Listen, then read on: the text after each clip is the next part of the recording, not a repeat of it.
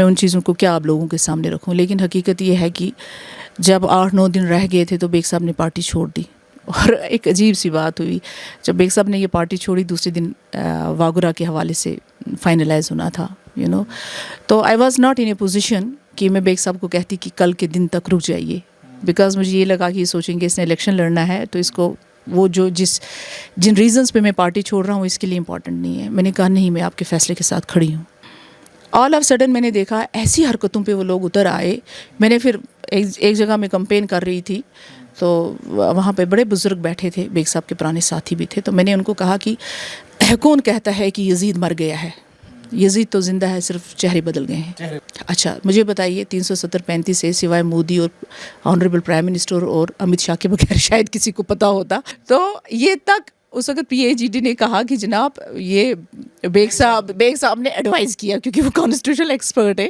تو مجھے ان کی سوچ پہ ہنسی آتی ہے اور یہ سوچتے ہیں کہ وہ زمانہ ہے. ڈی ڈی سی کے انتخابات میں آپ کے خلاف کیمپین میرے خلاف, ہاں ایگزیکٹلی ان لوگوں نے میرے خلاف ایسا ڈرٹی کمپین کیا اور جھوٹ پہ کیا, کیونکہ میں ایک عورت تھی. میں اگر صفائی پیش بھی کرتی تو بہت کم لوگ میری بات پہ, اور میرے پاس ٹائم نہیں تھا, مجھے سارے ایریا میں گھومنا تھا. اکیلی تھی کمپین کے لیے, نہ پارٹی تھی, نہ کیڈر تھا, نہ کوئی ساتھی تھا, بالکل اکیلی تھی. اچھا اب میں حیران ہوتی ہوں, جو کام ہم کرتے ہیں, جو ایکس آج تک رہے ہیں, وہ کہتے ہیں یہ جناب ہم نے آج سے 10 سال پہلے پروپوزل میں رکھا ہے اور یہ یو ٹی کیپیکس کے پلان ہے, یہ مطلب یو ٹی کیپیکس کا.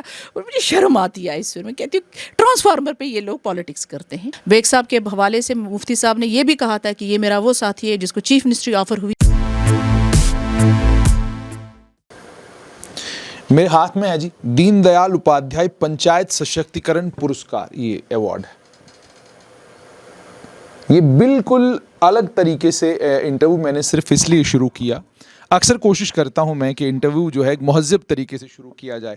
اس انٹرویو کو اس لیے شروع کیا ہے کیونکہ پنچایتی راج کے سشکتیکرن کے لیے کیندر سرکار جموں کشمیر میں انتھک کوششیں کر رہی ہے. گراؤنڈ لیول پر سشکتیکرن ہو رہا ہے یا نہیں ہو رہا ہے وہ ایک الگ کہانی ہے, لیکن سگنیفیکنٹ یہ ہے کہ کشمیر گھاٹی سے بارہمولہ ڈسٹرکٹ کو دین دیال اپادھیائے پنچایت سشکتیکرن پرسکار ملا ہے. فرسٹ پرائز پورے دیش میں ملا ہے, یعنی پہلا انعام بارہمولہ ڈسٹرکٹ کو ملا ہے. اور یہ اور زیادہ انعام سگنیفیکنٹ اور امپورٹنٹ اس لیے ہوتا ہے کیونکہ میرے ساتھ سفینہ بیگ جی ہیں. سفینہ بیگ جی نے سیاست کا, راجنیتی کا سفر جب شروع کیا اور ڈی ڈی سی بنی, اور ڈی ڈی سی بننے کے بعد یہ ایوارڈ جو ہے ان کے ڈسٹرکٹ کو ملا ہے. تو آپ یوں سمجھ لیجئے کہ سیاست میں پاؤں دھرتے ہی پرسکاروں سے شروعات ہوئی ہے. سب سے پہلے سفینہ جی مجھے یہ بتائیے گا کہ سیاست میں آپ نے پاؤں رکھا نہیں اور پرسکار ملنے شروع ہوئے نہیں. شکریہ بہت بہت. سب سے پہلے میں آپ کا شکریہ ادا کرتی ہوں, اور یہ ایوارڈ سفینہ بیگ کی ذات کو نہیں ہے. پہلی بات تو یہ ہے, یہ ایوارڈ ان سب لوگوں کا ہے. میں یہ ایوارڈ پہلے ڈیڈیکیٹ کرتی ہوں جو یونین ٹیریٹری میں جتنی کونسلز ہیں ان کو, اور اس کے بعد ظاہر سی بات ہے بارہمولہ کی کونسل کو, اور پی آر آئی سے جڑے ہوئے تمام لوگوں کو, اور جو ایڈمنسٹریشن ہماری ہے خاص طور پہ بارہمولہ کی جو ایڈمنسٹریشن ہے ان لوگوں کو, اور یو ٹی ایڈمنسٹریشن کو, جن کے سپورٹ کی وجہ سے جو ہے ہم یہ ایوارڈ حاصل کر چکے ہیں. یہ حقیقت ہے کہ آپ یو ٹی ایڈمنسٹریشن کا شکریہ ادا کر رہی ہیں؟ بالکل میں کرتی ہوں, کیونکہ جب بھی میں نے کوئی بھی ایشو ریز کیا ہے مجھے ان کا جو ہے کوآپریشن ملا ہے. ہاں میں نے ریزنیبل ایشوز ریز کیے, میں کوئی ان ریزنیبل یا کوئی پرسنل ڈیمانڈ لے کے ان کے پاس نہیں گئی ہوں اس حد تک. اور جہاں مجھے لگتا ہے کہ کوئی چیز یو ٹی ایڈمنسٹریشن کے حوالے سے ٹھیک نہیں ہے وہاں میں نے اپنا لاجک اینڈ آرگیومنٹ کے ساتھ اپنی پریزنٹیشن دی ہے گورنمنٹ کو. تو ایک تو یہ ہے. دوسرا میں آپ کو بتاؤں, یہ ایوارڈ جو ہے یہ کوئی سیاسی ایوارڈ نہیں ہوتا ہے, یہ میرٹ پہ ہوتا ہے. یہ اس کی ایک کمیٹی ہوتی ہے ministry of R D D کی جو یہاں پہ دیکھتے ہیں. اس کے کچھ پیرامیٹرز ہوتے ہیں جن کو کوالیفائی کرنا ہوتا ہے ڈسٹرکٹ نے. اس کے بعد یہ پیرامیٹرز جو ہیں جب کوالیفائی کیا جاتے ہیں پھر یہ آل اوور انڈیا میں دیکھا جاتا ہے. یعنی آپ اس میں اسٹڈی کر سکتے ہیں کہ کیا کیا پیرامیٹرز ہیں, اور جس میں یہ ڈسٹرکٹ جو ہے, میں 2-3 ایگزامپل بتاؤں گی. For example flagship programs ہمارے ہیں, اس میں ہمارے جو ڈسٹرکٹ میں ہے اس نے ہمارے ڈسٹرکٹ میں جو ہمیں دیا گیا تھا ٹارگٹ وہ ہم نے پورا کیا. جیسے ہمارے ڈسٹرکٹ میں عورتوں کے حوالے سے سیلف ہیلپ گروپس ہیں, وہ سب سے زیادہ ہیں ہمارے جموں کشمیر میں, یعنی 65,000 کی ممبرز ہیں, 7,000 اس کے گروپس ہیں. ابھی اس میں ہم اور کام 7,000 گروپ بارہمولہ میں ڈسٹرکٹ میں ہے. اس سے مزید جو میرا مینڈیٹ نہیں بھی تھا، بیکاز لوگ یہاں تھوڑا جب لوگوں نے ووٹ ڈالا تو لوگوں نے یہ سوچا کہ ابھی لوگ انڈرسٹینڈ کر رہے ہیں، یہ ایک نئی چیز ہے، اوبیسلی ایک نئی چیز ہے. جب ہمارے یہاں اسپیکر صاحب آئے تھے تو میں نے ان کو بڑا ہنستے ہوئے بولا، میں نے کہا it's a newborn baby, اور نیو بورن بیبی کو ٹیتھنگ پرابلمس ہوتی ہیں. سو یہ وہ فیز ہے جو یہ جیسے ٹینڈرنگ ایشو ہو گیا ہے، بڑا ٹرانسپیرنٹ ہو رہا ہے یہ سسٹم. تو ابھی لوگوں کو تھوڑا ٹائم لگے گا اس میں ایڈجسٹ ہونے میں، لیکن آج کا جو وقت ہے، آج لوگ ویٹ کر رہے ہیں کب ٹینڈر ہوں گے. لاسٹ ایئر وہ اس کے ہیزیٹیٹ کرتے تھے، ایگری نہیں کرتے تھے، جی یہ مشکل ہے، یہ ہے وہ ہے. یہ فیز مشکل ہے تھا جو پچھلا 1 سال تھا. ایک تو کووڈ تھا، کووڈ کے بعد یہ ایک نئی چیز تھی، لوگوں کے لیے بھی مشکل تھی، ممبرز جو الیکٹ ہو کے آئے تھے، اسپیشلی جو الیکٹڈ ممبرز ہیں ان کے لیے بھی مشکل تھا، ایڈمنسٹریشن کے لیے بھی مشکل تھا. لیکن I was and I am very optimistic کہ آہستہ آہستہ وقت کے ساتھ جو ہے یہ اسٹریم لائن ہو جائے گا سارا. سفینہ بیگ سیاست میں آئیں اور سیاست میں آنے کے بعد ڈی ڈی سی کی ذمہ داری آپ کے سر پر پڑی اور آپ ڈی ڈی سی کی چیئرپرسن بنے. اس کی کوئی امید اور توقع نہیں تھی، کیونکہ جب آپ جیتیں تو دائیں طرف یہ دیکھنا تھا کہ وہ پارٹی میرے ساتھ ہے کہ نہیں ہے جس پارٹی میں میں ہوں، اور بائیں طرف یہ تھا کہ وہ لوگ جو مظفر حسین بیگ صاحب کو اپنا استاد مانتے ہیں، اپنا محترم مانتے ہیں، کیا وہ مجھے ساتھ دیں گے نہیں دیں گے. اور اس کے بعد آپ ایک عورت، یہ ایک بڑی، یہ جس سماج سے ہم آتے ہیں اس سماج میں یہ بھی ایک بہت بڑی پریشانی ہے. تو مجھے بتائیے کہ یہ پریشانیاں ایک طرف تھیں، دوسری طرف جو آپ لڑائی لگاتار ایڈمنسٹریشن کے ساتھ لڑ رہی تھیں، مشکل زیادہ کیا؟ دیکھیے، ہم نے بہت بیگ صاحب کے، میں نے ذاتی طور پہ بڑے الیکشنز دیکھے ہیں، لڑے بھی ہیں اور الحمدللہ جیتے بھی ہیں. اور پی ڈی پی جماعت جو ہے اس میں ایک پیچھے رہ کے ہی بہت بڑا اپنی طرح سے کنٹریبیوٹ کیا. مفتی صاحب کو اللہ تعالیٰ مغفرت کرے. ان کی کوشش ہوتی تھی کہ کبھی کوئی ہر ایک سے کام لیتے تھے، وہ کوالٹی تھی ان میں.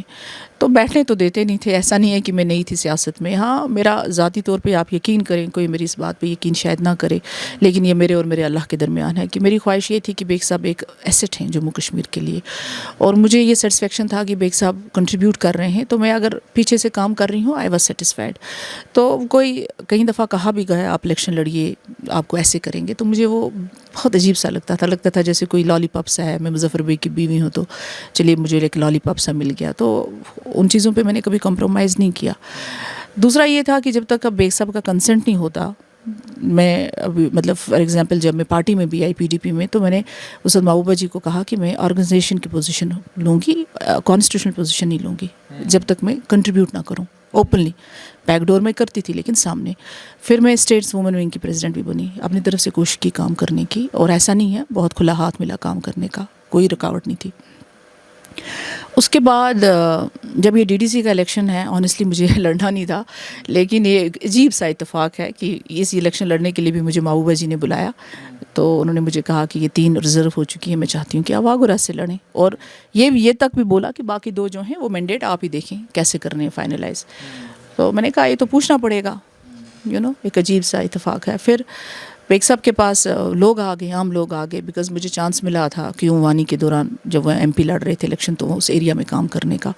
تو عام لوگ آ گئے جو کسی پارٹی سے ایفیلیٹڈ نہیں تھے، انہوں نے بیگ صاحب سے کمٹمنٹ لے لیا. اور ایسا مشکل وقت تھا کہ میں آپ کو کیا بتاؤں جنید، عجیب سے ایک سچویشن سے گزری ہوں. اور کیونکہ ایک عورت کو ٹارگٹ کرنا ایزی ہوتا ہے سوسائٹی میں، ہے نا، بہت آسان ہوتا ہے. اور پھر جہاں پر اتنا ایک کمپلیکیٹڈ سی سماج میں اگر آپ کو ایک چٹان کو بھی گرانا ہے تو آپ جانتے ہیں کہ آپ عورت کو ٹارگٹ کریے تو چٹان خود گر جائے گی. بالکل صحیح. اور میں تو یہ بہت کچھ دیکھ چکی تھی پہلے بھی اپنی زندگی میں، لیکن الحمدللہ اللہ تعالیٰ نے مجھے بہت ول پاور دیا ہے، اسٹرینتھ دی ہے یہ سب چیزیں برداشت کرنے کی. میں ان چیزوں کو کیا آپ لوگوں کے سامنے رکھوں، لیکن حقیقت یہ ہے کہ جب 8-9 دن رہ گئے تھے تو بیگ صاحب نے پارٹی چھوڑ دی. اور ایک عجیب سی بات ہوئی، جب بیگ صاحب نے یہ پارٹی چھوڑی، دوسرے دن واگورہ کے حوالے سے فائنلائز ہونا تھا، تو I was not in a position کہ میں بیگ صاحب کو کہتی کہ کل کے دن تک رک جائیے، بیکاز مجھے یہ لگا کہ یہ سوچیں گے اس نے الیکشن لڑنا ہے تو اس کو وہ جن ریزنس پہ میں پارٹی چھوڑ رہا ہوں اس کے لیے امپورٹنٹ نہیں ہے. میں نے کہا نہیں، میں آپ کے فیصلے کے ساتھ کھڑی ہوں، تو میں نے اس چیز کا کیئر نہیں کیا.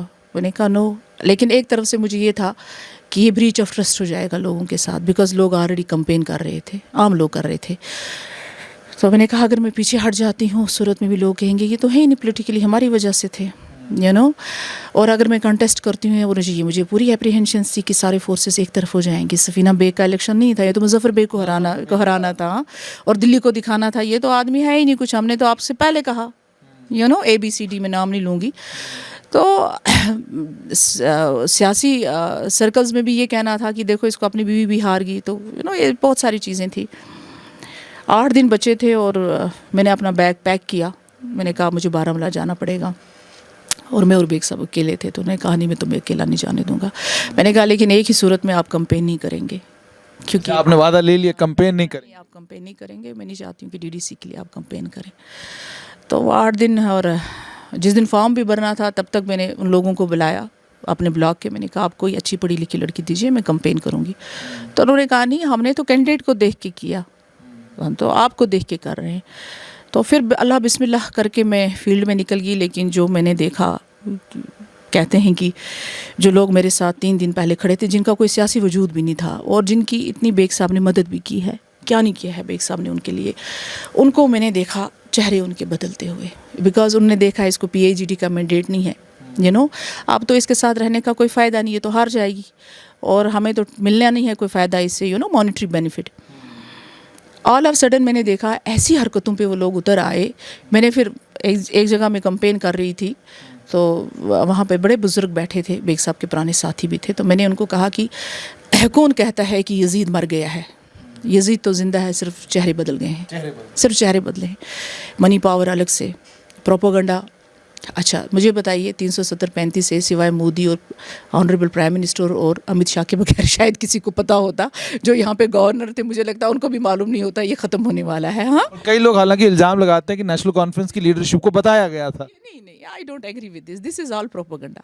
تو یہ تک اس وقت PAGD نے کہا کہ جناب یہ بیگ صاحب نے ایڈوائز کیا، کیونکہ وہ کانسٹیٹیوشنل ایکسپرٹ ہے.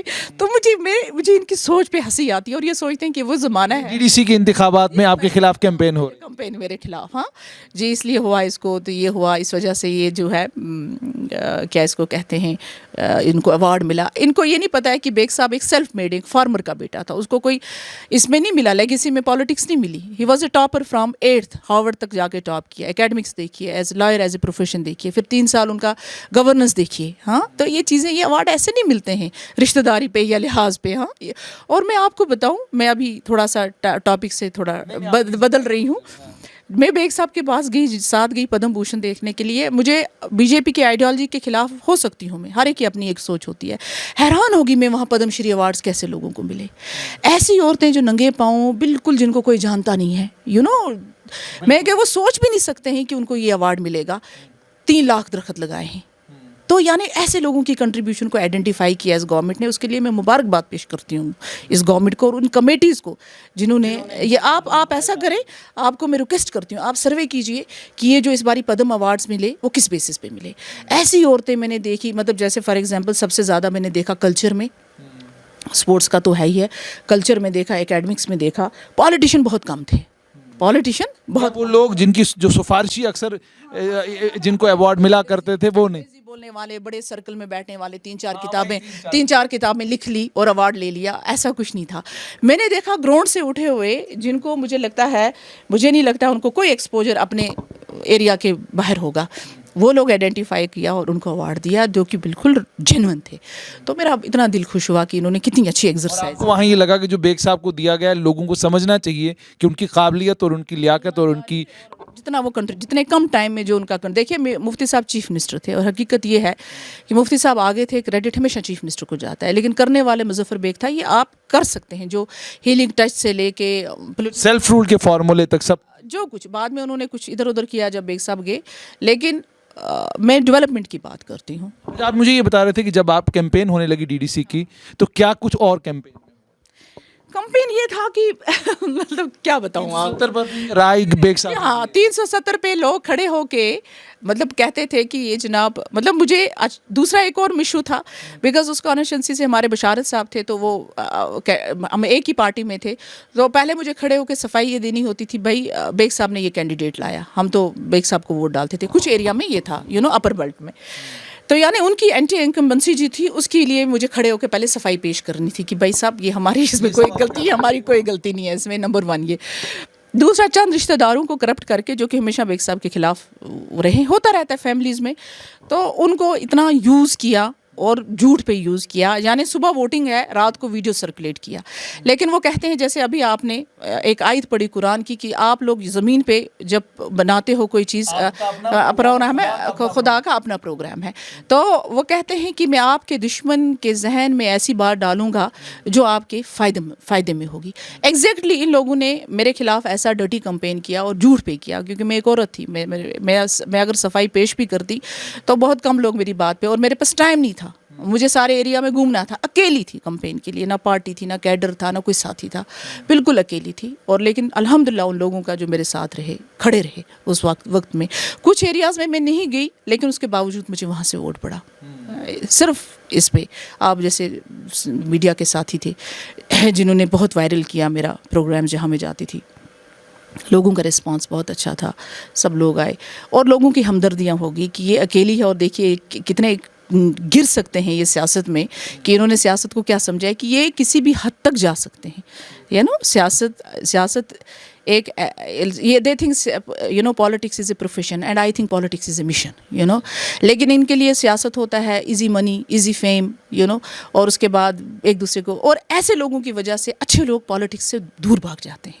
جب یہ گندگی دیکھتے ہیں سیاست میں, غلاظت دیکھتے ہیں کہ بھائی یہاں پر کسی کے آنر کی, کسی کی ڈگنیٹی کی کوئی ویلیو نہیں ہے, جب یہ لمٹس کراس کر دیتے ہیں, تو جو اچھے لوگ سیاست میں آ کے لوگوں کے لیے کنٹریبیوٹ کرنا چاہتے ہیں وہ اس سے دور بھاگ جاتے ہیں. آپ کی بات چیت صاف طور پر لگتا ہے آپ کو سیاست کا پہلا سبق جو ہے DDC کے انتخابات میں پڑھنے کو ملا ہے. نہیں, مجھے تجربے تو بہت تھے, ایسا نہیں تھا, لیکن یہ سیاست یہ میں کہوں گی بدترین تجربہ تھا. لیکن الحمدللہ میں اس میں نکل آئی, اور میں نے اس چیز کو وہیں پہ, اس نیگیٹیوٹی کو وہیں پہ رکھا, اور میں نے اس چیز کو پازیٹیو ڈائریکشن میں لیا. اور میں نے سوچا کہ لوگوں نے مجھے مینڈیٹ دیا ہے, مجھے لوگوں کے مینڈیٹ کی قدر کرنی ہے, اور مجھے ان کے لیے کام کرنا ہے جتنا ہو سکے گا.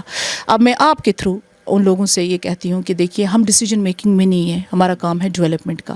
لیکن اب لوگوں کی ایکسپیکٹیشن یہ ہو گئی ہے مجھ سے, وہ یہ سوچتے ہیں کہ جو گورنمنٹ پالیسی بناتی ہے اس میں بھی سفینہ بیگ جا کے انٹروین کرے اور اس کو کریکٹ کرے, وچ از ناٹ پاسبل, ہے نا. اور جو کہ انہوں نے مجھ سے کہا, بہت سارے لوگوں نے, مطلب گورنمنٹ نے کوئی پالیسی بنائی, آپ مجھ سے آتے ہیں میڈم آپ کو تو جانا ہے, آپ ٹھیک ہے میں آپ کی بات اٹھا سکتی ہوں, گورنمنٹ کو ریکویسٹ کر سکتی ہوں, لیکن میں پالیسی کو چینج نہیں کر سکتی ہوں, وہ پاورز نہیں ہے میرے پاس. لیکن ان کو یہ لگتا ہے کہ نہیں, یہ تو پالیسی بھی چینج کرے گا. جی کر سکتی ہیں. لیکن ایک چیز کا میں بتاؤں آپ کو, اس کے لیے میں اپنی ڈسٹرکٹ ایڈمنسٹریشن کا بھی شکریہ کرتی ہوں. لیکن یہ ہے کہ ایز چیئر پرسن میں نے کبھی ان کے کام میں انٹرفیئر نہیں کیا, اور میں ان کو بھی یہ اجازت نہیں دیتی ہوں کہ یہ جو ڈائریکشنز کونسل کی ہوں اور اس ڈائریکشن کے اپوزٹ وہ کرے. ہم لوگوں کے لیے کام, وہ اس چیز کی میں اجازت ان کو دیتی نہیں ہوں. I am very respectful to my district officers, district administration. میری کوئی کمزوری نہیں ہے, میں نے کون سا کمیشن لینا ہے ان سے, لیکن یہ ہے کہ میں ان انسٹیٹیوشن پہ کمپرومائز نہیں کرتی ہوں, وہ تو میں کروں گی نہیں. آئی نو میرا ورتھ کیا ہے, میں کہاں کس طریقے سے کام نکال سکتی ہوں. اب میں آپ کو بتاؤں کہ ہر وقت میں نے یہ ایشو اٹھایا, جتنا آؤٹ ریچ پروگرامس ہوئے, آنریبل منسٹرز آئے, یا جہاں مجھے موقع ملا. اور آپ نے دیکھا ہوگا کہ 3 چیف منسٹر آئے بیگ صاحب کے بعد. بیگ صاحب نے کوشش کی تھی نیشنل ہائی وے جو ہمارا ہے ناربل ٹو اڑی, بابا ریشی پہ کام چل رہا ہے, تب کا پروپوزل تھا, یہ گورنمنٹ کر رہی ہے. اس کے بعد عمر صاحب چیف منسٹر آئے, اس کے بعد مفتی صاحب چیف منسٹر آئے, اس کے بعد محبوبہ جی چیف منسٹر آئی. لیکن بارہمولہ ڈسٹرکٹ یا نارتھ کے حوالے سے کوئی ایسا بڑا انیشیٹو نہیں لیا گیا. جیسے ساؤتھ کشمیر ہمارے اپنے لوگ ہیں, 4 لائننگ کمپلیٹ ہے. نارتھ کشمیر تو اس سے زیادہ اسٹریٹجیکلی امپورٹنٹ ہے, LOC تو آپ کو ساتھ ہے. میں as a DDC chair person میں نے ان کی میٹنگز لی, اور ہر جگہ میں ہر دروازے پہ گئی کہ ہمیں یہ کرنا ہے, مجھے یہ کر کے دیجیے, جو بھی لوگ آئے. اور مجھے یقین ہے کہ اب اس پہ کام ہوگا. اسی طرح انڈسٹریل اسٹیٹ آپ کمپیئر ہی کریں, لسی پورہ آپ کو ہے, لیکن ہمارے نارتھ کشمیر میں اس لیول کا کچھ نہیں ہے. ہم نے اٹھایا, ہم نے وہ لینڈ گورنمنٹ سے ریکویسٹ کیا ہمیں ٹرانسفر کیجیے, اس کا انٹینٹ بھی آ گیا, میرے DC صاحب نے بہت کوآپریٹ کیا. اسی طرح میڈیکل ہیلتھ کے جو بڑے پروجیکٹس ہیں, فار ایگزامپل ہمارا میٹرنیٹی چائلڈ ہاسپٹل ہے, جس پہ ہم چاہتے ہیں کہ ہمیں لینڈ, اور مجھے لگتا ہے کہ 1-2 مہینے پہ اس پہ جائے. اچھا, اب میں حیران ہوتی ہوں, جو کام ہم کرتے ہیں, جو ایکس آج تک رہے ہیں, وہ کہتے ہیں یہ جناب ہم نے آج سے 10 سال پہلے پروپوزل میں رکھا ہے, اور یہ UT کیپیکس کے پلان ہے, یہ مطلب UT کیپیکس کا. اور مجھے شرم آتی ہے اس میں, کہتی ہوں ٹرانسفارمر پہ یہ لوگ پالیٹکس کرتے ہیں, ٹرانسفارمر ربن بھی کاٹتے ہیں. ربن بھی نہیں, اب ربن کاٹنے والے آج کوئی اور ہے, لیکن کہتے ہیں یہ جناب ہم نے اس زمانے رکھا تھا تو اب آج یعنی 8 سال کے بعد گورنمنٹ اٹھی ہے نیند سے اور اب وہ جاگ گئی ہے اچانک اور کہا ہے جی ایکس نے رکھا تھا، اور تو وی آر ہماری یہ ڈیوٹی بنتی ہے کہ جو آج تک ایکس رہے ہیں ان کے یہ تمام پرپوزلس ہم پورے کر کے دیں. تو یہ کتنا بیوقوف سمجھتے ہیں لوگوں کو. مجھے ایک چیز بتائیے گا کہ حکومت سے جب آپ بات کرتی ہیں، کل آپ کی پرائم منسٹر نریندر مودی سے بھی ملاقات ہوئی اور ایوارڈ انہی سے آپ نے یہ لیا ہے، لیفٹیننٹ گورنر سے بھی آپ کی ملاقات ہوتی ہے، تو پرائم منسٹر کو آپ جموں کشمیر کو لے کر کتنا پازیٹیو دیکھتی ہیں؟ اور لیفٹیننٹ گورنر سے جب بھی ملاقات ہوتی ہے اور آپ کوئی بات یا کوئی پرپوزل ان کے سامنے رکھتی ہیں، فرداً کبھی ملاقات ہوتی ہے، کبھی میٹنگز میں آپ ان کے ساتھ بات کرتی ہیں، تو کیا کوئی سیریسنس نظر آتی ہے آپ کو لیفٹیننٹ گورنر کے لیول پر، یا آپ کو یہ لگتا ہے کہ ان تک بات پہنچتی ہے، بعد میں بابو لوگ دائیں بائیں گھما دیتے ہیں اور معاملہ وہیں کا وہیں رہ جاتا ہے؟ مجھے معلوم نہیں ہے کہ آپ کو میرے بارے میں کوئی انفارمیشن ہے کہ نہیں کہ جب میں آفیشیل میٹنگز کرتی ہوں، لیکن مجھے لگتا ہے کہ کچھ ڈی ڈی سیز وغیرہ سے آپ پوچھ سکتے ہیں، کیونکہ میں بات تو لوگوں کی رکھتی ہوں اس لیے میں کھل کے رکھتی ہوں. اس میں یہ نہیں ہے کہ میرا جو مجھے مینڈیٹ ملا ہے اس پہ تو کمپرومائز ہو نہیں سکتا ہے. جہاں تک ایل جی صاحب کا ہے، ایل جی صاحب جو ہیں یقین کیجئے میں جسٹس نہیں کروں گی اگر میں یہ بات نہ کروں کہ وہ اپنی 100% کوشش کرتے ہیں. And he is a reliable bridge between administration and elected representatives. ان کی پوری ہی از اے پالیٹیشین، سو وہ ہماری کمپلشنس کو بھی انڈرسٹینڈ کرتے ہیں. تو وہ ان کے بارے میں آفیسر ہی کہتے ہیں پڑھی لکھی ہیں، گھمانا مشکل ہے ان کو، ہم بڑی کوشش کرتے ہیں گھمائیں لیکن گھومتی نہیں. نہیں مطلب کیا کہوں، مطلب تجربہ بھی ہے، کوشش بھی کرتی ہوں، محنت بہت کرتی ہوں، یقین کریں بہت محنت کرتی ہوں، کوشش کرتی ہوں. لیکن یہ ہے کہ ہاں آفیسرس کی شکر گزار ہوں کہ جب بھی میں نے کوئی پوائنٹ ریز کیا، یہ نہیں ہوا میں ریز کیا بلکہ پورا اسٹڈی کر کے میں ریز کرتی ہوں. اور کبھی کبھی ایسی چیزیں بھی ان سے منوائی ہیں جن پہ وہ رزسٹ کرتے تھے جو ادروائز. میں آپ کو پرائم منسٹر کو لے کر پوچھ رہا تھا، کل آپ کی ملاقات؟ دیکھیے کل ایکچولی ہمارا دن تھا، پنچایتی ڈے تھا. آنیسٹلی بتائیے میری یہ خواہش تھی کہ ایک ریپرزنٹیٹیو کو موقع ملنا چاہیے تھا پرائم منسٹر سے بات کرنے کا، اور پلیٹ فارم پہ ملنا چاہیے تھا کیونکہ وہاں بی جے پی کے لوگ بھی تھے، تو شاید یہ مناسب نہیں تھا. ہمارا ایک آفیشیل فنکشن تھا، لیکن مجھے لگتا تھا کہ ایک ریپرزنٹیٹیو کو کم سے کم 5 یا 6 منٹ اگر مل جاتے تاکہ ہم پرائم منسٹر صاحب کا شکریہ بھی ادا کرتے اور ان کو بتاتے کہ آپ نے، میں پرائم منسٹر صاحب سے یہ کہتی ہوں کہ آپ نے بیج رکھا ہے ایک سافٹ ریولیوشن کا. I am telling you honestly, میں پرائم منسٹر سے یہ کہتی کہ سر آپ نے مجھے آپ کی اس کے ساتھ نہیں ہے، چھوڑ دیجئے وہ تو یہ ڈسکشن نہیں، because it's an official function. لیکن حقیقت یہ ہے کہ جس طریقے سے جموں کشمیر میں آپ نے امپاور کیا پولیٹیکلی، سوشلی، اور سب سے بڑی بات ہے تعمیر اور ترقی میں جو آپ نے لوگوں کو حصے داری، اونرشپ رائٹ دے دیا ہے. اونرشپ رائٹ یہ کبھی ممکن نہیں ہوتا اگر یہاں کوئی بھی پالیٹکس ہوتی، یہ لوگ نہیں ہونے دیتے. کوئی بھی ہوتا، اے بی سی ڈی کیوں نہیں ہوتا، ان کی پولیٹیکل کمپلشنس ہوتی تو شاید یہ نہیں کر پاتے. نمبر 1 ایک یہ تھا مجھے. دوسرا میرا یہ ذہن میں تھا کہ یہ زمینی سطح پہ آپ نے جس وقت میں نے یہ بولا بھی تھا جب آؤٹ ریچ پروگرام تھا، ایون اسپیکر صاحب بھی آئے تھے، ہم نے کہا تھا ہمارے پرائم منسٹر صاحب کو مبارکباد پیش کیجیے گا. 26 جنوری اور 15 اگست پہ بھی میں نے ان سے کہا تھا جب میں نے اپنی اسپیچ دی تھی کہ جس وقت آپ نے اپنی کیبنٹ کا ایکسپینشن کیا، آپ نے 8 سے 9 کی 10 عورتیں اپنی کیبنٹ ایکسپینشنس میں لی ہیں، اور وہ آپ کی سوچ کو درشاتا ہے کہ آپ ریئل سینس میں عورتوں کی امپاورمنٹ کرنا چاہتے ہیں. 73rd اینڈ 74th امپلیمنٹ آپ نے یہی کیا، امینڈمنٹ یہاں امپلیمنٹ کیا، اور آپ نے اپنی بہنوں کو جو ہے پولیٹیکلی امپاور کرنے کی کوشش کی ہے. لیکن وقت آ گیا ہے کہ اگلے الیکشن کے آتے آتے جو بل آپ کو پینڈنگ ہے وہاں پہ پارلیمنٹ ہے، وہ آپ کو عورتوں کو دینا چاہیے، تب ریئل سینس میں عورتوں کی امپاورمنٹ ہوگی. لیکن تو لیفٹیننٹ گورنر کو کیسا دیکھتی ہیں جب اب ان سے بات ہوتی ہے، تو کیا وہ فورتھ کمنگ ہے یا بات ہو جاتی ہے، وہ کہہ دیتے ہیں کہ ہو جائے گا لیکن بعد میں؟ یعنی جب بھی ہم نے ایشوز ریز کیے میٹنگ میں تو اس میں ہمیں اچھا رسپانس ملا، اور ہم خود بھی اسرٹ کرتے ہیں. یہ نہیں کہ ہم نے لیفٹیننٹ گورنر سے کہہ دیا تو اب خود بخود کاغذ چلے گا، ہوا میں اڑ جائے گا اور کام ہو جائیں گے، ایسا نہیں ہوتا ہے. بعد میں اس کو فالو اپ کرنا ہوتا ہے. میں پرسنلی پھر فالو اپ کرتی ہوں سیکریٹریٹ میں، مطلب جس پرنسپل سیکریٹری کے پاس مجھے 3 دفعہ جانا پڑے، 4 دفعہ جانا پڑے، تو میں جاتی ہوں ان کے پاس، میں فالو اپ کرتی ہوں. مجھے ایک چیز بتائیے گا کہ سفینہ جی آپ کہاں ہیں؟ P D P, People's Conference, Jammu Kashmir Apni Party بھی ہے، نیشنل کانفرنس بھی ہے، یہ تمام پولیٹیکل پارٹیز ہیں، اور آپ بارہمولہ کی ایک بڑی پولیٹیکل پلیئر بن چکی ہیں جو میری اطلاعات ہیں. ایک بڑی پولیٹیکل پلیئر بننے کا مطلب یہ ہو گیا کہ آنے والے کل میں جب وہاں پر اسمبلی کے انتخابات ہوں گے تو سفینہ بیگ ایک بڑا اہم رکن ہونے والی ہیں، بڑا اہم رول آپ کا ہونے والا ہے. تو کتنی پولیٹیکل پارٹیز ہیں جو آپ کے دروازے پہ دستک دے رہی ہیں، اور کون سا گھر ہے جہاں آپ نے طے کیا ہے کہ چلو اس گھر کے بارے میں سوچ سکتی ہوں؟ पहली बात है आप मुझसे बात एज चेयरपर्सन की हैसियत से कर रहे हैं, हाँ। दूसरी बात है कि मेरा घर वहीं है जहाँ बेग साहब है। जहाँ बेग साहब है, यानी जहाँ बेग से इससे मजीद, इससे मज़ीद कुछ नहीं। लेकिन सियासी पार्टियां तो आपके दरवाजे पर आती हैं। दरवाजे की बात नहीं होती है, हर एक पॉलिटिकल पार्टी जो है माशाल्लाह है, अपनी अपनी जगह है, अपना काम कर रही हैं। मैं एक इंडिविजुअल हैसियत में काम करती हूँ और अभी मैं सिर्फ लोगों के मैंडेट के हद तक बात काम कर रही हूँ, बस। तो आप इंतज़ार करेंगी बेग साहब के फैसले का। ज़ाहिर सी बात है। अच्छा, एक चीज़ और बताइए, एक मैंने आपके अंदर बहुत बड़ी खूबसूरती देखी, बेबाकी आपके अंदर है। आपने पीडीपी की अध्यक्षा महबूबा मुफ्ती को लेकर एक बात बड़ी बेबाकी के साथ कही, जो अक्सर सियासतदान नहीं करते कि भाई अब तो मैंने पार्टी छोड़ दी, मैं क्यों ये तारीफ़ करूं उनकी। लेकिन आपने एक बड़ी खूबसूरत बात कही कि महबूबा मुफ्ती ने मैंडेट दिया, बुलाकर दिया और कहा कि वागुरा की जो जिम्मेदारी है वो अब आपकी है। तो ये बेबाकी सियासत में आगे चलने में मुश्किल तो नहीं पैदा करी? देखिए, जो बेबाकी से बात करते हैं ना पॉलिटिशियंस जो भी होते हैं, उनके लिए अक्सर ये कहा जाता है कि आपको मुश्किल आएगी। यानी एडमिनिस्ट्रेशन के साथ या जब भी किसी लेवल पे मैं बात करती हूँ या आउटरीच हुआ, मैंने बेबाकी से बात की, मैंने वीडियोज़ को लेके बात की मिनिस्टर्स के सामने, मैंने ऑर्फन्स को लेके बात की, मैंने पॉलिटिकल इश्यूज़ किए अपार्ट फ्रॉम एडमिनिस्ट्रेशन। लोगों ने मुझे कहा इसका तुम्हें नुकसान होगा, मैंने कहा बिल्कुल कैसे हो सकता है, क्योंकि दिल से जो बात निकलती है वो दिल पे असर रखती है। मैं प्रिटेंड कर नहीं सकती हूँ, मेरे नेचर में ये नहीं है। और मुझे ये लगता है कि जब तक अल्लाह आपसे कोई काम लेना चाहेगा वो लेके वो होके रहेगा, चाहे आपके खिलाफ कुछ सारी दुनिया क्यों ना एक साइड हो जाए, ये मेरा फेथ है। दूसरा ये है कि महबूबा जी के हवाले से मैं आपको एक बात बताऊं, उन्होंने मुझे मैंडेट दिया नहीं, बल्कि उन्होंने मुझसे कहा था तुम मैंडेट डिसाइड करो। ये प्रोपोगंडा भी मेरे खिलाफ और बेग साहब के खिलाफ हुआ कि इनको वागुरा का मैंडेट नहीं मिला इसलिए इन्होंने पीडीपी छोड़ दी। नहीं, ऐसी बात नहीं, हम वो लोग नहीं हैं।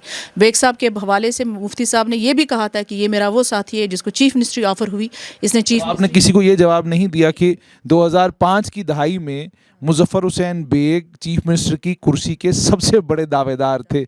2014 में जब हुकूमत दोबारा बनी मुफ्ती साहब की वफात के बाद, दोबारा से चीफ मिनिस्टर की कुर्सी के सबसे बड़े दावेदारों में मुजफ्फर हुसैन बेग थे। हमने पावर के लिए ये किया होता ना तो शायद मुझे इतनी मुश्किलात का शायद आपने भी एक पार्टी बना ली, नहीं, इतनी मुश्किलात का सामना नहीं करना पड़ता। लेकिन मैं ये बताऊं, क्योंकि ये बेग साहब के नेचर में है, बेग साहब ऑन प्रिंसिपल कर सकते हैं और मैं उन्हीं की लेगेसी को फॉलो करना चाहती हूँ कि ऑन प्रिंसिपल अगर आपका किसी के साथ कोई है आप करें, लेकिन अगर आप पावर के लिए शिफ्ट करते हैं तो वो तो कोई बात नहीं है। ये ऑन रिकॉर्ड है मुफ्ती साहब की, मुजफ्फर बेग मेरा वो साथी है जिसने मेरे लिए चीफ मिनिस्ट्री को छोड़ा है। लेकिन बदकिस्मती से ये होगी कि घर को आग लगी घर के चिराग से, हमने वो उसमें सबका कंट्रीब्यूशन था। कोई एक महबूबा जी के हवाले से मैं इतना बताऊंगी, मैं हो सकता है कि इस वक्त हमारा पॉलिटिकल लाइंस डिफरेंट हों या सोच हर एक इंसान की अब मुख्तलिफ होती है, लेकिन वो 96 में आई हैं, ठीक है, कांग्रेस में आई हैं, एक लंबा चौड़ा उनके फादर का रहा है कंट्रीब्यूशन, एमएलए बन गई है, लेकिन मेन स्ट्रीम में उनके रोल को कोई ये नहीं कह सकता है कि मैं इग्नोर नहीं कर सकता है। nobody can ignore that. It can be good or bad.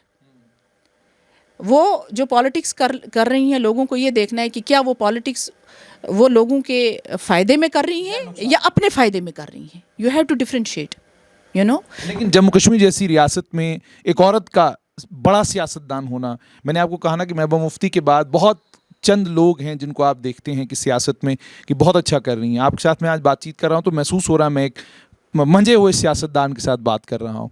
मुझे ये भी बताइएगा कि सफ़ीना जी, सियासत अब आगे सफ़ीना बेग की किस तरफ जाए? सबसे पहले मैं एक बात बताऊं, देखिए महबूबा जी को एक फ़ायदा था कि उनके फादर जो थे वो एक साया उनके ऊपर था, हाँ।